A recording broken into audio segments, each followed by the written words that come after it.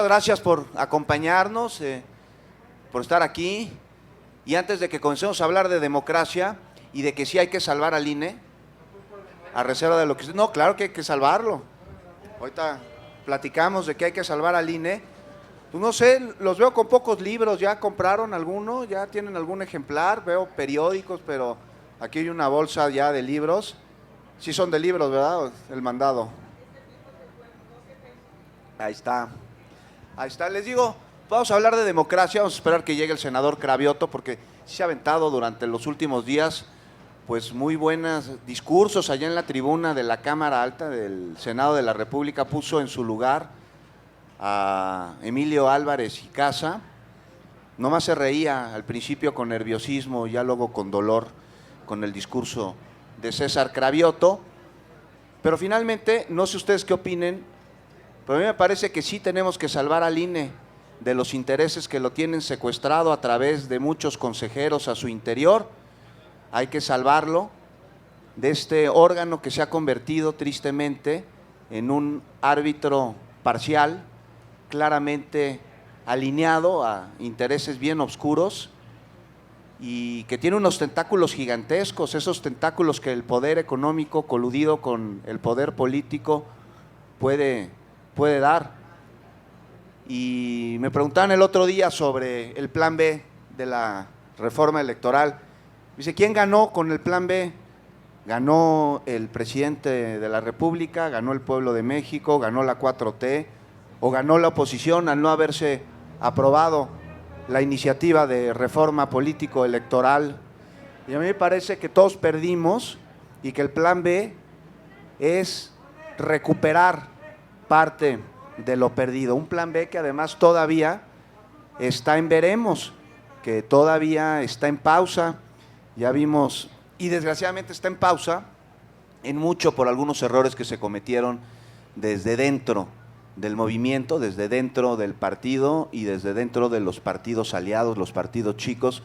Los duendes, les dijo el presidente, el duende es un concepto muy periodístico que se utiliza en las redacciones cuando una nota se va con alguna pifia o con algún error, pero que sabemos los editores que no fue error, no es un error de dedazo, no es que alguien se equivocó, sino que con dolo tergiversó la información o la modificó. Y entonces pues en el argot se llama pues el duende, se nos metió el duende y ahora pues ya estamos en la magia de la Navidad y el duende llegó al legislativo, llegó a la Cámara de Diputados y lamentablemente así se fue el plan B de la reforma electoral a la de senadores, donde volvió a aparecer el duende. Y a pesar de que el presidente dijo esos artículos que benefician a partidos pequeños a través de los cuales se pretende pues eliminar candados para que no cuenten con el registro en caso de no alcanzar los votos suficientes, el 3% en la totalidad de los estados, y para que utilicen el dinero de las prerrogativas, la lana pues que se les da de nuestros impuestos, que no se la tengan que gastar y que la puedan ahorrar en el siguiente ejercicio. Pues ahí estaban estas reservas que lamentablemente también en la Cámara de Senadores finalmente pasaron y regresaron a la Cámara de Diputados, donde ahí sí ya, la semana pasada, se detuvieron. Un duende de estos intereses por los cuales votamos en 2018 por eliminar estos intereses a través de los cuales los partidos políticos se han convertido en un negocio. Y si no me creen, ahí está pues el Partido Verde Ecologista de México, que lo único verde que yo le veo es el interés que tienen hacia los dólares, porque pues ahí los vemos cada sexenio aliados con el partido en el poder, vendiendo como aventurera muy caro su amor y generando mucho dinero a través de las prerrogativas y el poder político que les dan las posiciones que ocupan tanto en las cámaras como en presidencias municipales o gubernaturas aliados con otras fuerzas políticas. Entonces hay que salvar sin duda a la democracia, al INE. Se ve complicado porque pues regresa a la Cámara de Senadores el plan B, la iniciativa, y la Cámara de Senadores ya cerró sus puertas, ya se fueron de vacaciones y no van a abrirla sino hasta febrero. Se tendría que aprobar rapidísimo porque hay elecciones intermedias, bueno, no intermedias, hay elecciones en 2 estados, en Coahuila y en el Estado de México, a mediados de año, y esta reforma necesita aprobarse con 3 meses de anticipación a cualquier proceso electoral, Si no, nomás no dan los tiempos. Y ya vimos que son especialistas en dilatar, en acciones dilatorias para que no pasen las leyes. Tienen ellos plan B, plan C, plan D, plan E y un enorme potencial de cabildeo a través del intercambio de favores políticos o incluso de dinero. ¿No pudo?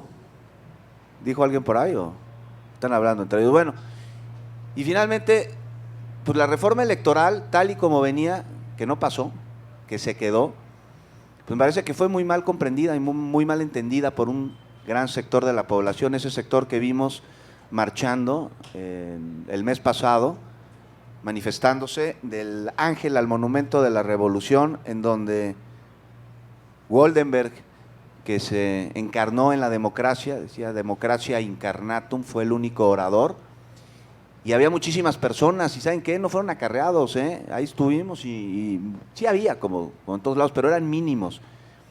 Lo que había era confundidos o personas que no tenían ningún conocimiento sobre lo cual estaban demandando, de lo cual estaban protestando, por lo cual estaban marchando.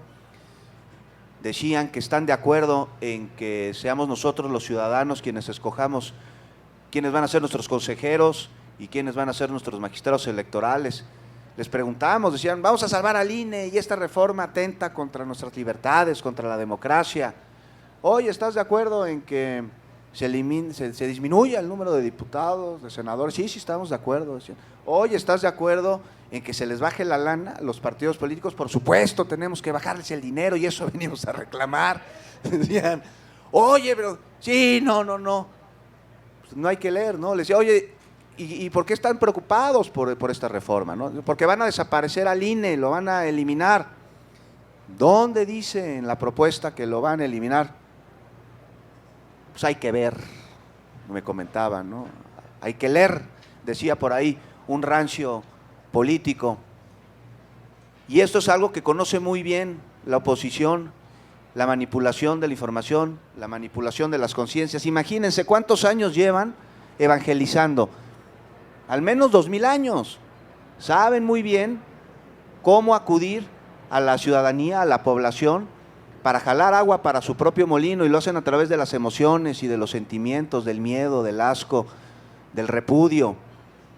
Y entonces aprovechan a aquellas personas en las que ven un descontento para infundirles miedo, para infundirles temor a través de noticias falsas, porque saben que no las van a corroborar, que no las van a cotejar, porque las quieren creer, porque creen que así conviene a lo que creen, a su vez, que son sus intereses. Y eso es de lo que hay que tener cuidado. Y eso es una de las muchas lecciones que deja este proceso de reforma electoral en nuestro país, que al igual que el proceso de reforma en materia eléctrica para que seamos soberanos en esta materia, en nuestro país, no pasaron en la Cámara de Diputados a través pues de el voto en contra de unos legisladores que en lugar de representar a la voluntad popular, que ese es su trabajo, son representantes populares, representan los intereses de sus bancadas, de sus partidos políticos o de sus grupos de poder. Entonces sí estamos pues un poquito en pañales en ese sentido, pero al mismo tiempo también estamos viendo que los ciudadanos, desde nuestras trincheras, estamos haciendo un enorme esfuerzo inédito en nuestro país colectivo para exigir nuestros derechos. Ya no estamos esperando la chichi del gobierno o de los representantes populares, sino se los estamos exigiendo, y me parece, a reserva de lo que ustedes opinen, que vamos en un buen camino que todavía tiene mucho trecho por recorrer. Y aquí con la reforma electoral, pues ya veremos lo que sucede en el mes de febrero, pero mientras tanto vamos a seguir teniendo a un árbitro que no es parcial, a un árbitro vendido, así es, sin duda alguna. Imagínense ustedes unos consejeros electorales que hacen un llamado a la ciudadanía a no participar en un ejercicio de participación ciudadana, como sucedió este año con la consulta de revocación de mandato, una consulta que ellos mismos organizaron en el INE, a regañadientes, ¿sí? No la querían hacer, intentaron hacer de todo, extorsiones, nos quedamos sin dinero, estuvieron a punto de caer en desacato. estuvieron a punto de ser llevados ante el máximo tribunal de justicia de nuestra nación y finalmente no les quedó de otra que organizarlo y lo hicieron pues invirtiendo cero en promoción, complicando un poco el proceso el día de la emisión de la consulta sobre si queríamos o no que continúe el presidente de la República en su cargo. Había personas, por ejemplo, aquí en la Ciudad de México, no vayámonos tan lejos, en Álvaro Obregón, que les movieron su casilla de siempre y se las pusieron de otro lado, y de otro lado, en el que para llegar tenían que cruzar una barranca. Imagínense ustedes, no lo complicaron enormemente. Imagínense un árbitro electoral que ve como triunfo un ejercicio de participación democrática que no alcanza la cantidad de votos suficientes para que sea vinculante. Y que decía Ciro Murayama, el abstenerse es una opción democrática en un ejercicio que ellos organizan. Vaya árbitro electoral, el nuestro, el que tenemos. Y podríamos decir, estamos peor que nunca en materia de consejeros electorales. Pues no creo, lo que pasa es que pues ya nos damos cuenta, ya los tenemos identificados, ya sabemos quiénes son. Y esto es parte de una transformación que no se puede dar de la noche a la mañana, que no se da como de generación espontánea, como los Oxxos, ¿no? Que vamos un día caminando por la calle y vemos un local y al día siguiente pasamos por el mismo lugar y ya hay un Oxxo, ¿no? Así, pum, de repente, vámonos, no. Es un proceso largo a través del cual se están construyendo las raíces y a mí me gusta pues relacionarlo un poco con los bambús. No sé si alguno de ustedes, alguna, ha sembrado un bambú o ha visto cómo es el proceso de siembra de un bambú. Uno pone la semilla, lo siembra y lo cuida, le echa agua y no crece, no se ve, no sale. Yo lo puse bien, le echamos la tierra suficiente, sí se va a dar, y lo que sucede es que crece hacia abajo de la tierra para construir la fuerza suficiente para que en el momento en el que empieza a crecer hacia arriba no se venga abajo con un vendaval. Hay que construir cimientos, hay que tenerlos muy bien estructurados, y eso es parte de lo que se está haciendo y lo que quiere la oposición, incluida en ella a buena parte de los consejeros del Instituto Electoral, es que no dé el tiempo suficiente para construir estos cimientos y que el bambú se venga abajo. No se les va a hacer evidentemente en el 2024, pero sí hay que tener cuidado para ver qué sucede en el año 2030, porque pues por el momento no tienen ellos propuesta, no tienen un proyecto, y la verdad es una lástima, porque la oposición es absolutamente necesaria en cualquier democracia. Es una fuerza que abona o que debe abonar, que vigila a la autoridad, que vigila al gobierno, que propone y que reconoce en primera instancia que es oposición por mandato popular, porque así lo exigió el pueblo al no haber votado por ellos.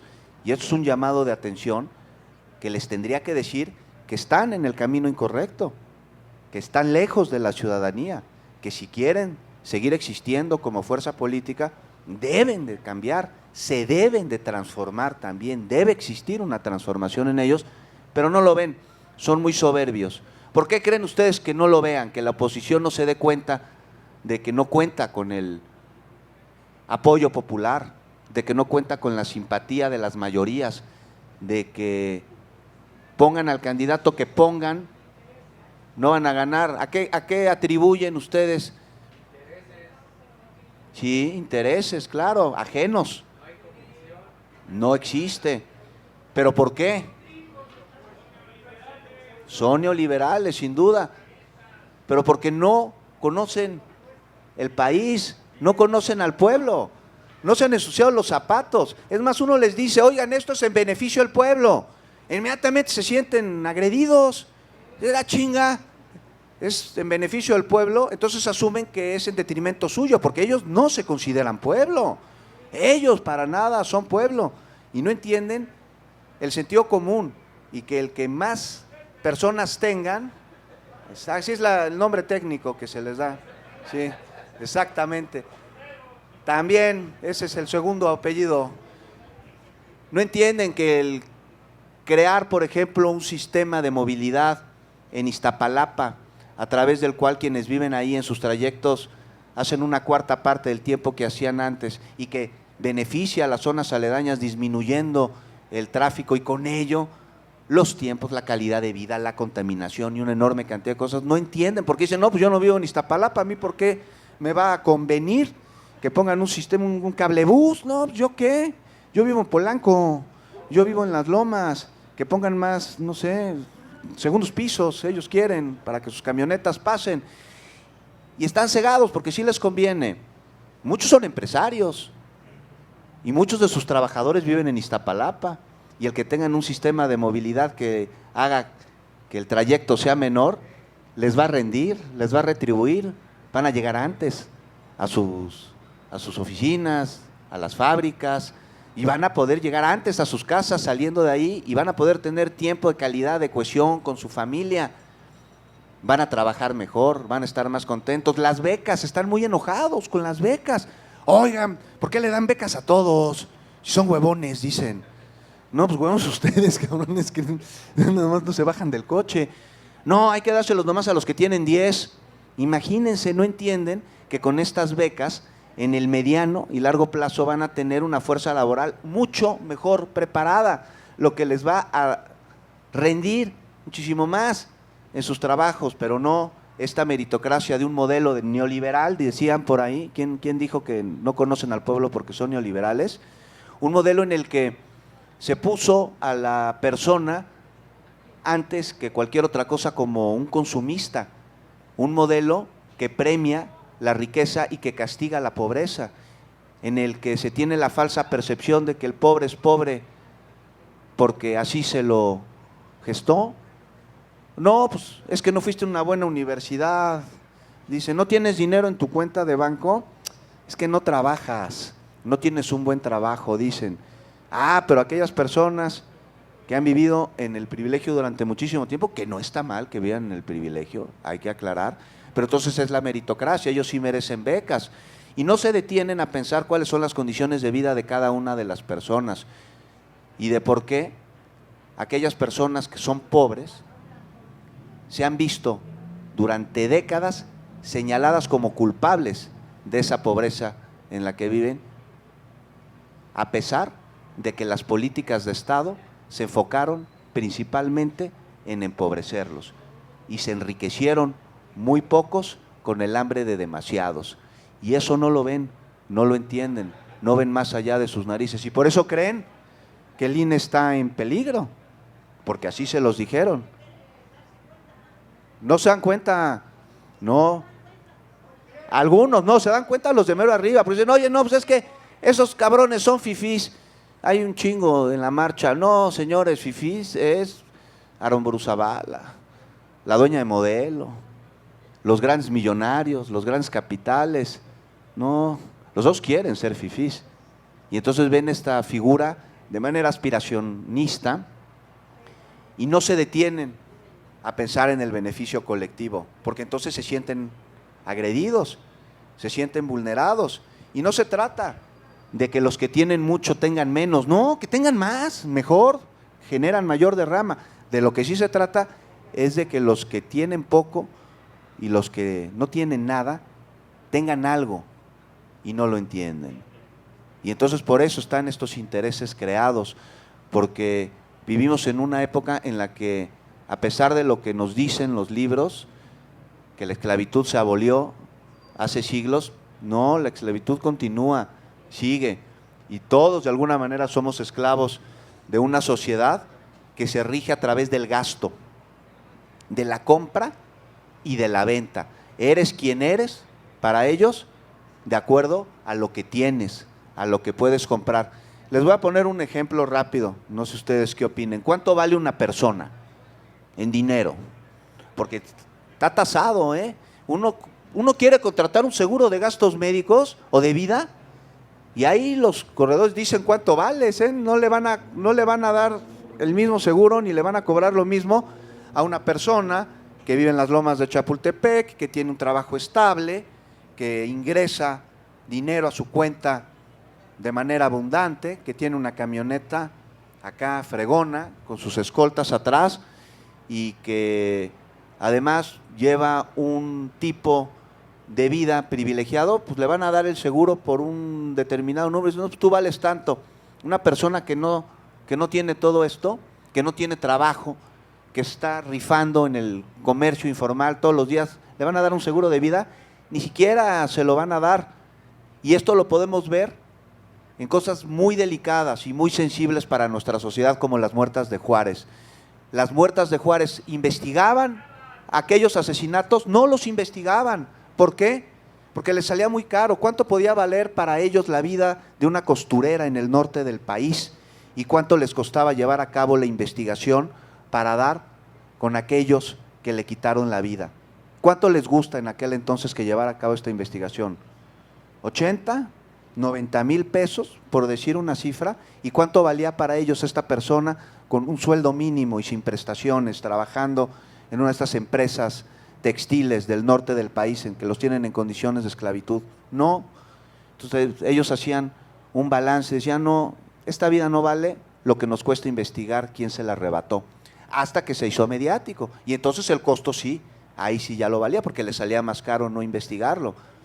Y ahí tenemos, por ejemplo, esta situación de un modelo neoliberal que vino a exacerbar un patriarcado terrible, en el que el hombre, para afirmar su masculinidad, encontró en el siglo XX, cuando la mujer comenzó a integrarse en la vida laboral, en la vida social, y cuando ya le contestó, cuando se puso su minifalda y este cabrón le dijo, no, no puedes salir con minifalda, y ella le dijo, vas chingas a tu madre, que encontró el hombre como único recurso para poder afirmar su masculinidad que sentía que estaba perdiendo: matarla, agredirla, violentarla. Y esto lo exacerbó este modelo. Y es un modelo muy añejo. Ahora lo conocemos como el modelo neoliberal, pero trae sus raíces desde la época en la que llegaron los españoles, trae las raíces en la devaluación de la dignidad de las personas de nuestro país, cuando llegaron los españoles y cuando Hernán Cortés regaló a la Malinche a uno de sus capitanes cuando le dejó de ser de utilidad. Y de esta misma manera los mexicanos dijeron, vamos a tratar a nuestras mujeres, emulando la conducta del conquistador, a quien pues quisieron emular porque dijeron, tiene una mejor calidad de vida que la que yo, y yo también la quiero tener. Y entonces viene la figura esta de la madre abnegada, de la madre santa, de la madre resignada, que no vive su vida y entonces comienza a vivir la vida de su papá y de sus hermanos, satisfaciendo sus necesidades, y luego de su esposo y de sus hijos hombres, porque las mujeres con ellas se ponían a trabajar para atenderlos, para agasajarlos. Y entonces vino el Día de las Madres y le decían, madrecita, te voy a hacer tu fiesta, voy a invitar a todos mis amigos para que les prepares bien rico de comer y te vamos a agasajar con ello. Pero esto a mediados del siglo pasado comenzó a cambiar. Les digo que cuando la mujer comienza a integrarse en la vida laboral, cuando la mujer empieza a tener decisión política a través de la emisión del voto, cuando la mujer dice hasta aquí llegamos, pero llega este modelo neoliberal con De la Madrid y se potencializa con Salinas de Gortari, y en los estratos más bajos de la sociedad el patriarcado y el machismo siguió matando mujeres hasta la fecha. Entonces esto nada más para hacer un pequeño paréntesis de lo que quieren que siga permaneciendo como modelo en nuestro país. Pero creo que somos ya demasiados, y desde distintas trincheras y desde distintos sectores, los que pues ya no vamos a dar viabilidad para que regrese como el cangrejo este modelo. Pero aún así hay que tener cuidado. Por eso sí, hay que salvar al INE, hay que defenderlo de los intereses oscuros que lo tienen secuestrado, y hay que hacerlo con unidad. El movimiento siento que está en un momento de disyuntiva en el que, ante la próxima sucesión presidencial, algo adelantado y muy normal, estamos viendo quiénes jalan con la causa por la causa y quiénes han estado en la causa por lo que quieren o creen que la causa les va a dar para sus propios intereses.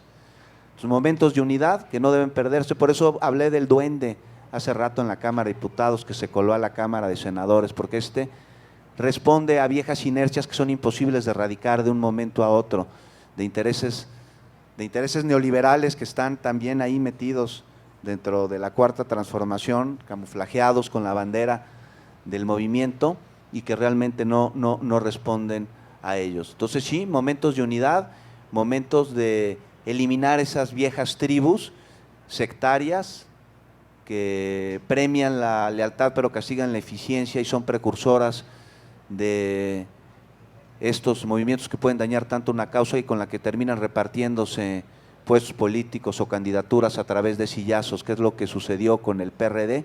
Vean lo que es el PRD el día de hoy. El PRD, ¿se acuerdan? El PRD, este partido de izquierda que nace el Frente Democrático Nacional después del robo de 1988, del gran fraude.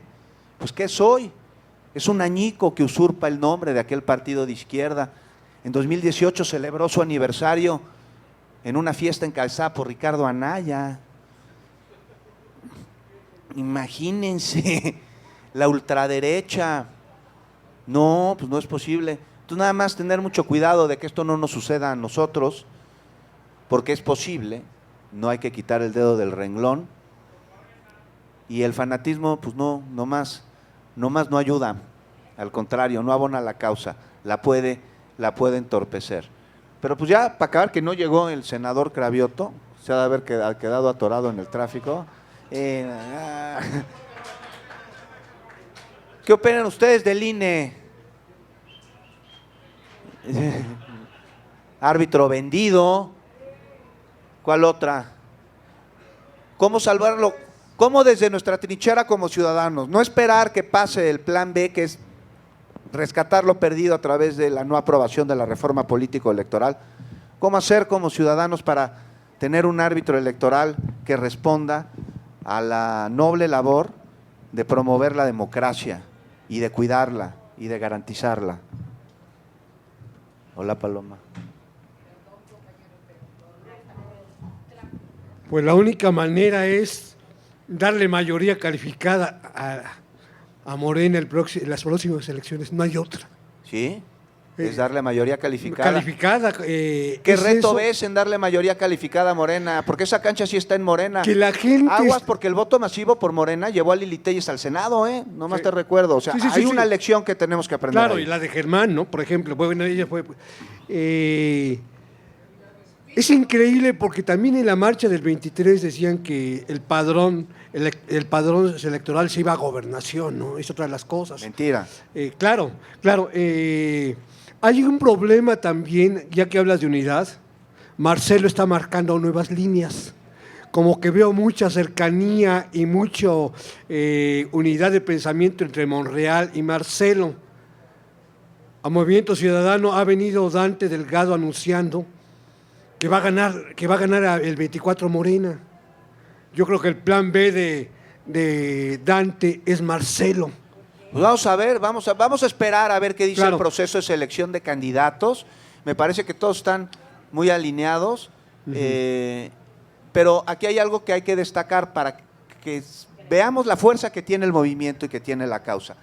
Estábamos muy preocupados por Monreal, por el monrealismo mágico en el Senado, ahí… ¿Y qué tal? Pero estábamos, porque decíamos, se va a llevar a senadores a votar en contra, porque con esto amagaba, ni de aquí ni de allá, siguen Morena sin estar, y no quedó bien ni con Dios, ni con el diablo.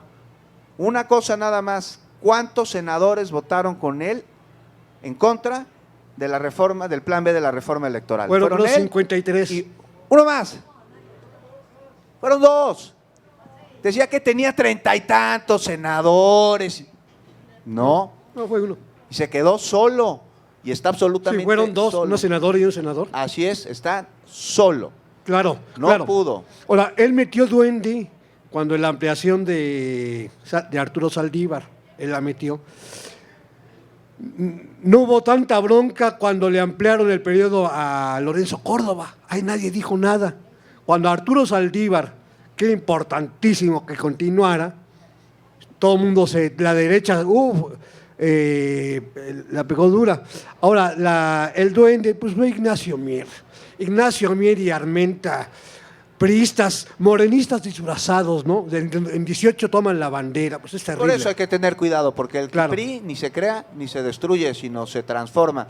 Claro. Y tiene una capacidad de adaptación muy poderosa. Claro. No hay que dejarlos entrar. Ahora, Monreal, pues es el alito de este lado, nada más. Pues ya se quedó solo Monreal, Claro. estábamos muy preocupados por él. Entonces, hay que preocuparnos más por el duende que tuvimos en la Cámara de Diputados. Claro, claro, y yo sí insisto, por ejemplo, en el juicio a los presidentes, la revocación de mandato, pues hubo boicot del INE. Sin embargo, mucha gente que no salió, pues no tiene...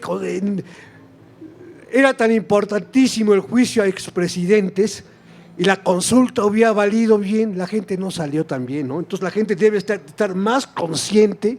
Pues ahí está el reto, precisamente, justamente de nuestras trincheras que yo les preguntaba, que es el de tener una sociedad que esté bien informada. Claro. Una sociedad informada es uno de los grandes retos del siglo XXI y pues podemos nosotros asumirnos como bien informados en lo individual, pero vivimos en una burbuja en la que muchas personas no lo están.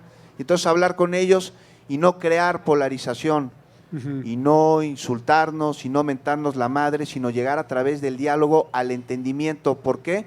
Porque hay que entender quién cree en las noticias falsas. Claro, ¿Quién cree en claro. ellas? Quien quiere creerlas, porque así creen que convienen a sus intenciones. ¿Tú querías decir algo? Okay. Gracias, Juan. Gracias. Gracias. Ahí creo que sí, ya estamos en la ronda de preguntas, ¿no? Pues seamos breves, les pido, porque para que puedan intervenir más personas y en el momento Para que hable Cravioto ahorita que llegue. No, bueno, finalmente creo que es una lección muy interesante que esto que constantemente, sobre todo en las redes sociales, hablan de la polarización, polarización, polarización, polarización, ha ido como que tomando su propio curso. ¿Por qué? Yo me declaro que también en algún momento en las épocas de Calderón o Peña Nieto, si yo tenía Twitter, era como de la banda que decía, es que eso es un estúpido y siempre hace eso, y obviamente no tiene impacto eso. Pero cuando va cambiando el argumento y vas empezando a poner ideas un poco más centradas, con más análisis y todo, como que solito va tomando su cauce. Y lo digo porque, curiosamente, este asunto electoral ha provocado que de plano ya todos los odiadores en Twitter, sobre todo estos que están muy relacionados con el grupo de Pedro Ferriz, Marieto, todos estos personajillos. Que son troles pagados. Sí, de plano ya están bajando. Antes por lo menos aventaban tweets que llevaban un cierto grado de inteligencia o de argumento. Ya Han de haber contratado a alguien porque ellos... Y ahora ya son cada vez más insultantes, más vulgares, ya te insultan. ¿Y qué te dice eso? Sí, están insultando desde la oposición, no solo en redes sociales, porque en México no es Twitter, es en la calle, Sí. en las comidas, en las sobremesas, las tías del chat, esas pinches tías del chat que está poniendo... Van a privatizar el suelo de conservación de la Ciudad de México, mijito, de veras. ¿Cómo estás con ellos, mijito? Van a privatizar Tlalpan y Cuemanco. No, tía, no es cierto. Sí es cierto, me dicen. Justo ahí está el reto, pero no hay que caer en el insulto, Sí, porque si nosotros caemos en el insulto y le decimos, pues chinga la tuya, entonces le estamos dando la gasolina que ellos están pidiendo. Y esto se nos puede salir de las manos y puede llegar a y esa es la enfrentamientos. parte que yo nada más termino la idea, que justamente también nosotros hemos aprendido a navegar bien esas aguas tan bravas y no caer, no engancharnos en eso que es tan sencillo. Pues estamos muy avanzados a lo que, por ejemplo, sucedió en el Perú, en donde después de una guerra mediática y una guerra legal, un lawfare, pues depusieron al presidente Castillo verdaderamente en un acto de barbarie absoluta, en el que el mismo presidente Castillo al final no ayudó en lo más mínimo, pero se vio acorralado. Aquí, pásale. Aquí tenemos ya Mascayo. Cuando el presidente llegó en 2018 ya sabía que iba a ser atacada la transformación desde muchos medios y desde instancias legales. Lo que sí hay que estar conscientes es que romper un esquema es difícil. Y también tenían todo mecanizado, que tenían hasta el árbitro ahí a favor de ellos. Pero lo que sí considero importante, yo vengo del estado de Guerrero. Casi la mayoría pues no tiene Twitter, no tiene Facebook, no tiene redes sociales. Pero sí los gobiernos que ha puesto Morena en muchos municipios no informan a la gente, que prácticamente es la que mueve toda la información, pues te encuentras con personas aparentemente preparadas que lo único que hacen es replicar lo que se dice en las redes sociales. Pues es que ahí está nuestro trabajo desde nuestra trinchera ciudadana, exigir a nuestros gobernantes. No podemos esperar votar por una transformación e irnos a dormir. Pero hay que tomar en Es cuenta que la 4T no es un gobierno, que también no es un partido, hay que trasciende sexenios, hay que somos el tomar en pueblo. cuenta también que muchos, a pesar de que están en Morena, son gatopardos. Y esos son los que no hacen el trabajo allá abajo. Pues hay que sacarlos. Pero Pues ahí está la trinchera que nosotros tenemos como ciudadanos. Una pregunta más Gracias. y nos vamos a buscar a César Cravioto porque creo que se perdió. Hay que decirle dónde está la Alameda. ¿De dónde? Viene en camino el senador Cravioto. Nos va a dar mucho gusto recibirlo para que nos acompañe en otra exposición que va a haber. Buenas tardes. En las nuevas Buenas. leyes que están proponiendo por parte de Morena o del presidente, no veo ninguna redacción que impida que intervengan criminales como el monigote Foxín, Borolas y el hijo de El Becer Gordillo, me refiero a Ugalde, es una, y que empresas como Televisa intervengan cínicamente y flagrantemente en las votaciones, hasta ofreciéndole mujeres en el caso de Pena Neta. Pues ahí está nuestro trabajo. Muchas gracias por el comentario. Y una última pregunta. Aquí nuestro compañero de la chamarra. Bueno, gracias por el evento. Mi pregunta es, ¿qué se puede hacer como para confrontar o reducir esta narrativa que llevan? Por ejemplo, que preguntabas del INE. Su narrativa es más como de hacerse la víctima, lo van a desaparecer, como si vivieran en otro mundo, no verdaderamente como si fuera una dictadura. Digo, el día que llegue verdaderamente un dictador a México, a ver qué se va a hacer, ¿no? A ver qué van a hacer ellos y a ver qué se hace, ¿no? Porque sí se ponen en un mundo como si fuera realmente una dictadura, ¿no? En su narrativa es mucho veneno, ¿no? Mucha narrativa de veneno, estar la víctima, lo van a quitar, pero en su narrativa no incluyen verdaderamente las preocupaciones que siempre han existido por el grueso de la gente, ¿no? En su narrativa no están esas necesidades. En su narrativa nada más es esto van a desaparecer y desaparecer, pero en su narrativa en general no está estas preocupaciones que siempre han estado, ¿no? Digo, que antes a lo mejor no se hablaba mucho porque estaba la hegemonía de comunicación, pero son preocupaciones que siempre ha estado, ¿no? Ahora se da más y que es el acierto de Obrador, ¿no? Es como su herencia, el que se ha dado esto que siempre se ha sabido, pero no se ha hablado. Antes no se hablaba porque estaba esto, a lo mejor gente a lo mejor no tan con preparación, no se hablaba, pero se percibe, se entiende, como dices, a pie, toda la gente. Ahora se habla más y es lo que ha dado un poco más en estos tiempos con un Obrador, esa difusión, ¿no? Que aprovecho para decir que se agradece una televisión, pues sí que es responsable y coherente con el televidente y no una televisión pues nada más así de veneno, ¿no? Pero cómo confrontar esta narrativa que no incluye lo que se necesita y nada más es una narrativa superficial y venenosa, ¿no? Sí, justo, ya para acabar, pues está en nosotros el acabar con esta narrativa que ellos tienen. Sí se victimizan, se dicen que es un dictador. Imagínense, un dictador que convoca una consulta de revocación de mandato y los que lo señalan como dictador la torpedean. Imagínense, ya llegó el senador César Cravioto.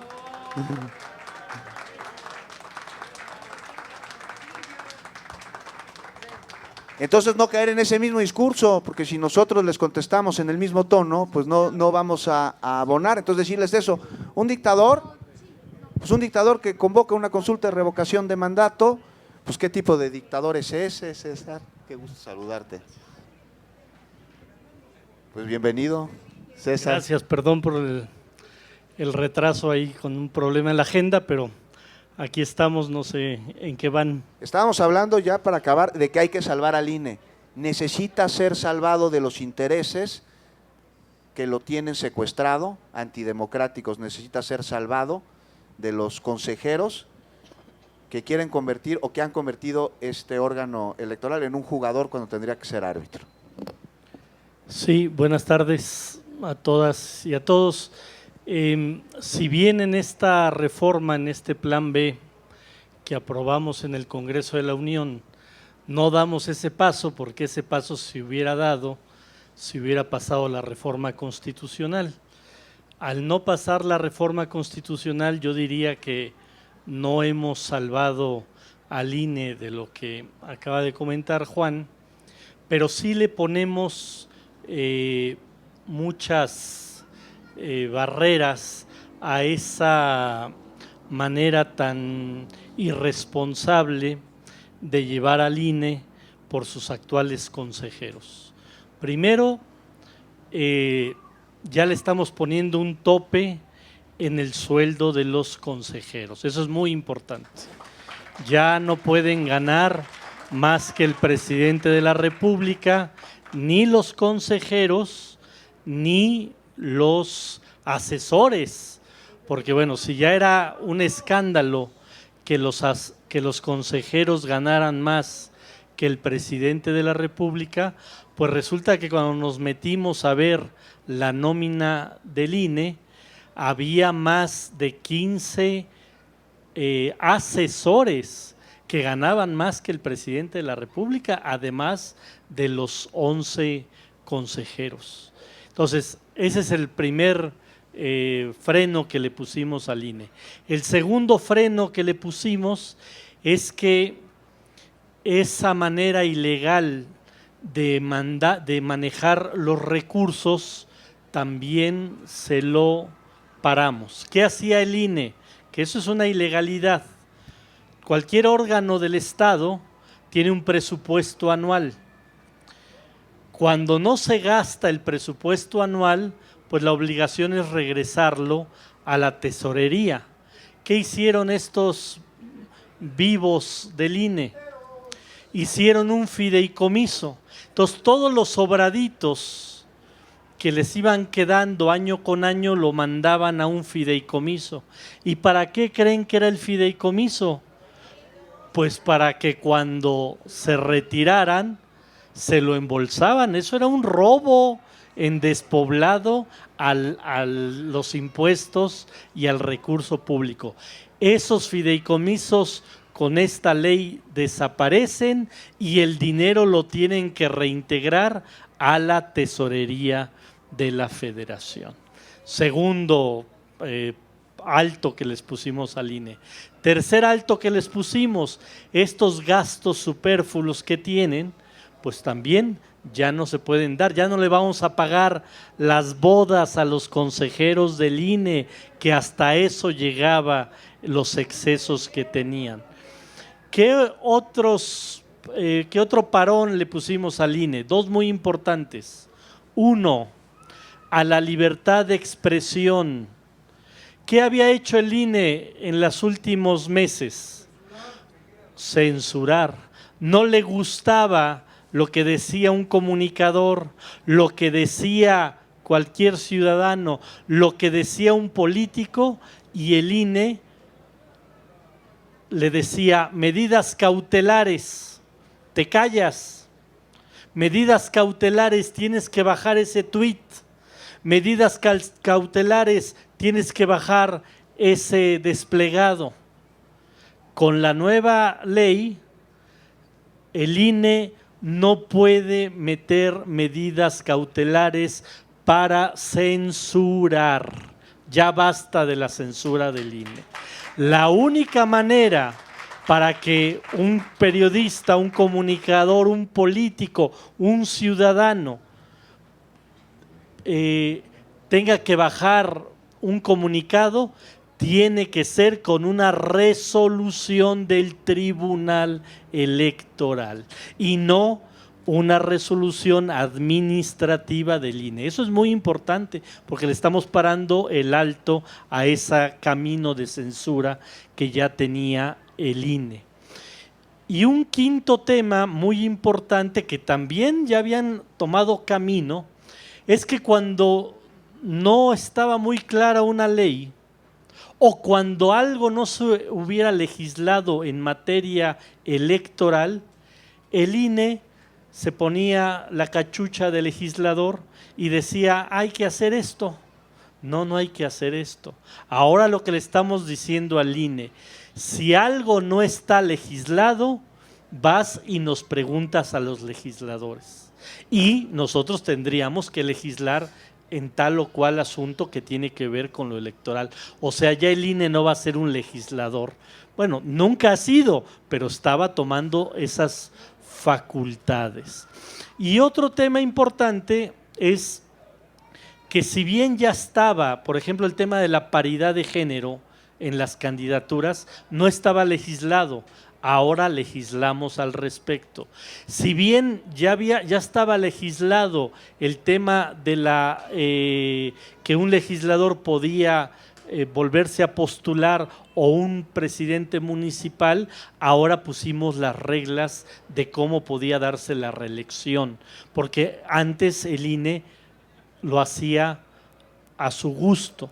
Y también el tema de las minorías. Hoy ya está claro las minorías derecho a qué tienen en cuanto a candidaturas, y le estamos dando el derecho a las minorías étnicas, o sea, pueblos originarios, afromexicanos, personas con discapacidad, jóvenes, personas que viven en el exterior y comunidad LGBT. Eso también ya no va a ser facultad del INE, sino que ya pudimos legislar.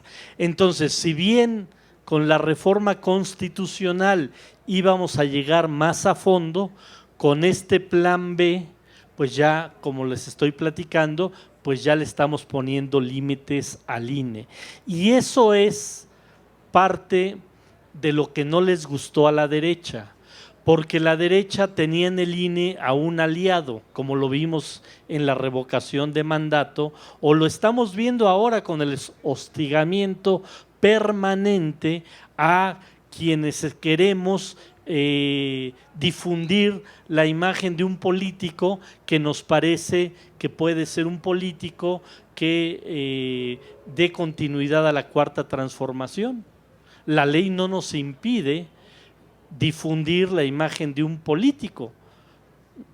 Hoy el INE no quería ni siquiera que hiciéramos eso.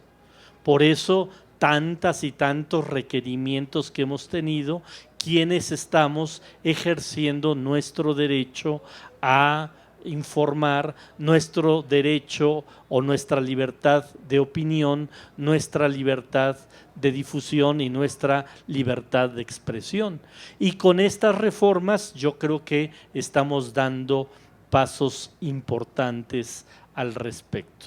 Ahora viene una parte interesante porque, bueno, primero, ya en esta legislatura difícilmente vamos a poder avanzar más porque se requiere reformas constitucionales y no tenemos los votos. Pero es muy importante que en la lucha que demos hacia el 2024 dejemos claro a la ciudadanía que si ganamos la presidencia pero perdemos el Congreso, vamos a tener un ataque frontal de una mayoría opositora en el Congreso. O sea que es muy importante que no solo refrendemos en la Cuarta Transformación la presidencia, sino que refrendamos la mayoría tanto en Cámara de Diputados como en Cámara de Senadores. Imagínense que no hubiéramos tenido, aunque sea la mayoría simple ahora, pues simplemente no hubiera pasado nada. Y el segundo tema es buscar las 2/3 partes en las dos cámaras para que podamos pasar reformas constitucionales.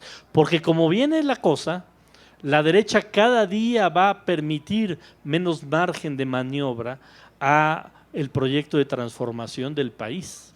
Entonces, la única manera que lo logremos es teniendo mayoría e insisto, si logramos una mayoría que nos dé posibilidades para hacer cambios constitucionales, pues vamos a tener otros 6 años de seguir transformando el país. Si no, pues cada vez va a ser más complejo poder avanzar en la transformación, y eso pues hay que difundirlo, porque la disputa por el país, la disputa por mantener los privilegios de parte de la derecha y por seguir profundizando la transformación, pues va a tener una batalla fundamental en el 2024.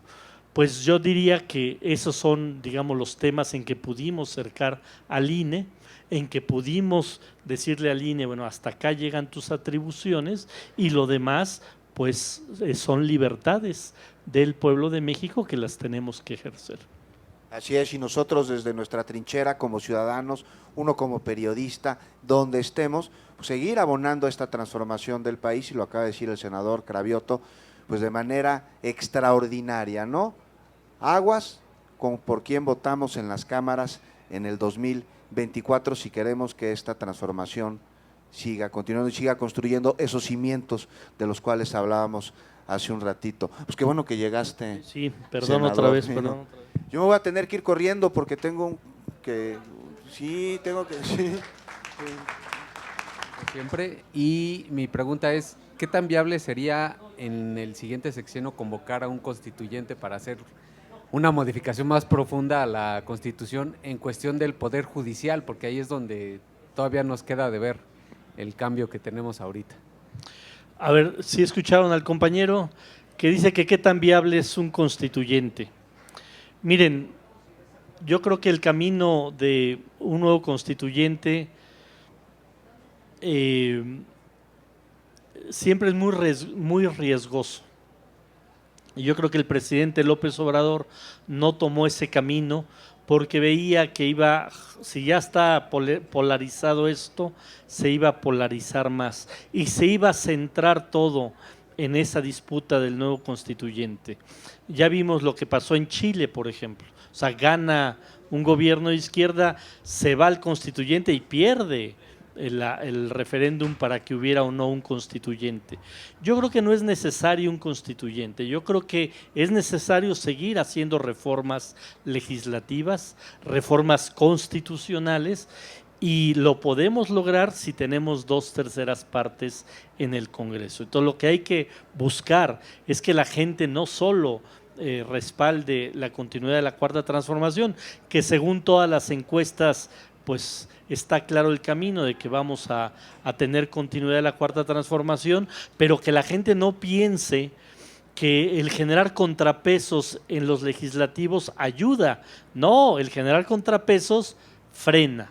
Y eso es lo que hay que insistir. Si hoy más o menos todas las encuestas hablan de que 2/3 partes están respaldando el proyecto de transformación, el gobierno del presidente López Obrador, sí tenemos posibilidades de que esas 2/3 partes se traduzcan en la votación para tener 2/3 partes tanto en Cámara de Diputados como en Cámara de Senadores. Eso sí, eso ayuda sin necesidad de un constituyente, así es. Sí, señor. Quisiera yo ver si ustedes pueden completar su labor de limpieza del INE en el sentido rápido, ¿no? Que ustedes den de baja definitiva a todas aquellas personas que en el fondo son aviadores, que están ahí porque son recomendados, que cobran el sueldo porque alguien los metió, algún diputado, yo no sé quién, y que realmente no están haciendo mala obra, pero sobre todo están cobrando dinero a cambio de un trabajo que en realidad es, ¿cómo se dice? Superfluo, pues, ¿sí? Y además otra cosa, que mantengan, que logren que se tenga un personal básico de base para que el INE pueda hacer sus actividades, digamos, básicas, administrativas, todo eso, pero otras cosas no, que se contrate solamente personal cuando sean época de elecciones para ahorrar dinero, porque estamos viendo, usted mismo lo sabe, cuestan muy caros, muy caros. Entonces ustedes ya metieron una reforma para que no se hagan tan caros, lo cual está muy bien, pero pues que sigan, para que ya no veamos eso, de que eso es una especie como de, no sé, de agencia de empleos, ¿no? Y eso pues no, además no sirve para nada, pues. Y en fin, ahí después habría que pensar en qué de otras maneras se puede reformar más para que ya no sea una especie de bastión de la oposición, porque sí es cierto que de ahí ellos operaron y lo dijo López Obrador, operaron el fraude de todavía no había INE con Salinas, pero sí con Calderón, ¿verdad? Y ahora con Peña Nieto también. Ellos están ahí de operadores disfrazados, bueno, pues eso que se acabe, eso era todo. Así es. Bueno, sobre lo que comenta el señor, En la ley sí modificamos el que el secretario ejecutivo del INE, que ya llevaba 12 años y que iba para 16 años, ya se fuera. Y de hecho la reforma, ya se aprobó la reforma el miércoles y jueves, y ya renunciaron 3 o 4 altos ejecutivos del INE, pues ya se dieron cuenta que ya se les está acabando la posibilidad de, pues de utilizar el cargo para beneficio propio. También se hizo dentro de estas reformas una modificación a los OPLES. Estos órganos locales que trabajaban 6 meses cada 3 años, sí se les redujo. En lugar de que tuvieran 5 cabezas, nada más van a tener una cabeza, y eso necesariamente va a hacer que reduzca el gasto de estos órganos legislativos. Ahora hicieron toda una campaña de que íbamos a echar a la calle a miles y miles de trabajadores. Eso es mentira. Estamos pidiendo que se reduzcan los de arriba, no la base, no los trabajadores, sino los de arriba. Y si hacen una buena modificación en el gasto del INE, no van a tener que despedir a ningún trabajador. Como usted dice, trabajadores que hagan su chamba. No queremos aviadores ni en el INE, ni ninguna otra instancia de la administración pública de este país. Bien, pues creo que ya… sí hay. Hay 2 compañeros más que quieren hacer una pregunta o comentario. A los únicos que les pedimos que no es a los que ya habían preguntado. Para dar paso a la siguiente charla, la compañera y después el compañero. Y propongo que la respuesta sea después de las 2 preguntas para que puedas decidir. Correcto. ¿Qué tanto? Buenas noches. Complementando lo que decía el señor que participó anteriormente, me llama la atención que solo conocemos la opinión de 2 consejeros de 11 y solamente se manifiesta el punto de vista de 2 consejeros que son franca oposición. Y hace poco, esta semana, hubo entrevista al consejero Faz en Los Periodistas y creo que con Julio Astillero, y es preocupante que su visión está alineada, es de los consejeros que entraron y su opinión está alineada completamente con lo que usted dice ahorita, con que uno de sus argumentos fuertes es que van a correr gente. Eso lo dice un consejero que se supone que es de los nuevos, que tal vez entraban a cambiar cosas, y no, en realidad está completamente alineado. No sé qué va a pasar con esos consejeros nuevos. Yo pensé que iban a entrar a cambiar cosas y va a ser muy positiva esa reforma, este cambio, porque es cierto, en el INE hay mucha gente que ya no debería de estar ahí, que es burocrática, que no hace su trabajo, y mucha gente que yo conozco que no asciende por esa gente que es privilegiada. Hay mucho privilegio dentro del INE, tanto económico como en influencias. Entonces, le digo, o sea, ¿a cuántos consejeros de los nuevos conocemos? O sea, por nombre, tenemos 11 consejeros. ¿A cuántos podríamos nombrar?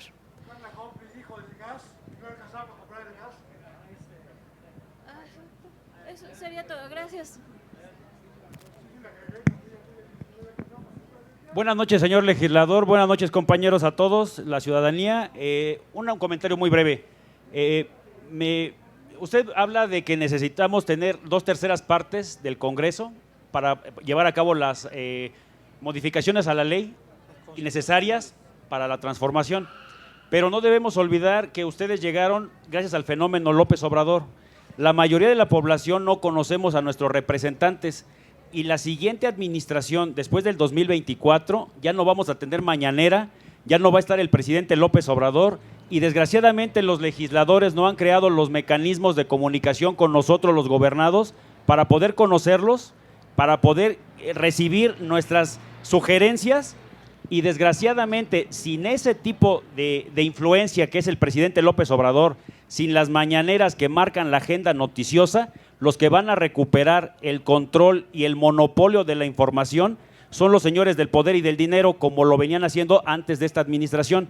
Entonces, si queremos tener las 2/3 partes del Congreso, necesitamos que los legisladores salgan del Congreso de la Unión y que le informen a la ciudadanía lo que están haciendo, porque la mayoría de la gente no tiene redes sociales o no tenemos redes sociales, porque sus electores somos gente del pueblo y no estamos necesariamente inmiscuidos en los asuntos políticos. Entonces, si los legisladores no salen de esa burbuja, no vamos a poder tener las 2/3 partes. Muchas gracias. Bueno, sobre el primer comentario de la compañera, en efecto, generalmente solo salen 2 consejeros del INE, los más derechistas, los más militantes anti-4T, que es Ciro Murayama y que es Lorenzo Córdoba. Pero también la compañera tiene razón. El resto de consejeros y consejeras, salvo algunos temas específicos, algún consejero se sale de la línea, pero todos están cortados con la misma tijera. Por eso era importante la reforma constitucional, para que los consejeros del INE sean elegidos por la gente. Porque si los consejeros del INE son elegidos por la gente los va a conocer, porque van a hacer campaña, porque van a tener que dar la cara a la gente y porque le van a tener que responder a la gente. Al no pasar la reforma constitucional, pues vamos a seguir con el mismo mecanismo de que sea en la Cámara de Diputados donde se elijan a los consejeros del INE. Y sobre el tema de los despidos, yo les decía en debates que tuvimos por el tema de la reforma, que el que hubiera austeridad no quiere decir que se despida a la gente. El que haya, que se corten áreas, no quiere decir que se despida a la gente. Y tenemos 2 casos muy claros. El caso del Estado Mayor Presidencial. El presidente de la República cortó con el Estado Mayor Presidencial, pero los que trabajaban en el Estado Mayor Presidencial se fueron a hacer otras tareas. La jefa de gobierno cortó el cuerpo de granaderos, pero el que no haya cuerpo de granaderos no quiere decir que se despidió a los policías que estaban en esas actividades, simplemente se les dio otras tareas. Por eso no es verdad de que debiera de haber despidos masivos. El INE tiene que entrar a la austeridad, pero no cortando personal, sino cortando los privilegios de arriba. Y sobre la pregunta del otro compañero, por supuesto que los legisladores tenemos que estar más con la gente. Habemos quienes sí lo estamos, habemos quienes sí asistimos a las colonias, a los estados, informamos, pero es cierto, no todos, es más, no la mayoría. Y por supuesto que la mayoría, sobre todo los legisladores que venimos de la transformación, que venimos de este movimiento, no solo debemos de estar en 4 paredes en los congresos, tenemos que estar en la calle.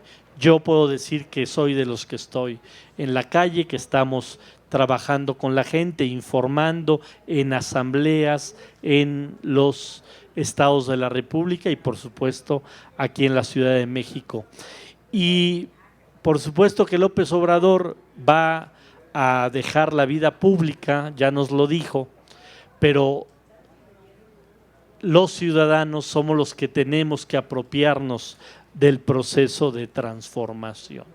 Y yo espero que quien ocupe la presidencia de la República no deje las mañaneras. Las mañaneras son fundamentales, porque si no, la avalancha de mentiras, de desinformación que desafortunadamente ha optado la mayoría de los medios de comunicación, pues van a hacer polvo al siguiente gobernante. Entonces, si el próximo gobernante quiere seguir en el proceso de transformación, tiene que continuar diario informando a la gente, concientizando a la gente. Sería un grave error, gravísimo error que el próximo presidente o presidenta de la República retire las mañaneras. La jefa de gobierno, Claudia Sheinbaum, no tiene mañaneras, pero tiene medianeras, ¿sí? Todos los días a las 11 de la mañana. Pero tiene que hacerlo, bueno, no le corresponde ahorita, pero no solo es hablarle a la prensa. El presidente López Obrador no solo le responde a la prensa, le habla al pueblo desde ese espacio. Entonces, si bien hoy la jefa de gobierno está haciendo las medianeras, pero le habla más a los periodistas. Si ella fuera la próxima presidenta, pues tendría que no solo contestarle a los medios, tendría que estarle permanentemente hablándole desde ese espacio al pueblo de México, concientizando, informando. Por eso el presidente López Obrador, pues no solo porque está gobernando bien, sino porque tiene esa comunicación directa con la gente. Yo espero que así siga, que se refuerce en el próximo sexenio y que mantengamos esa comunicación directa con el pueblo de México. Pues muchas gracias por su atención, muchas gracias por la Brigada Para Leer en Libertad, por invitarme a este espacio y sigamos informándonos y sigamos concientizando y sigamos respaldando el proceso de transformación del país.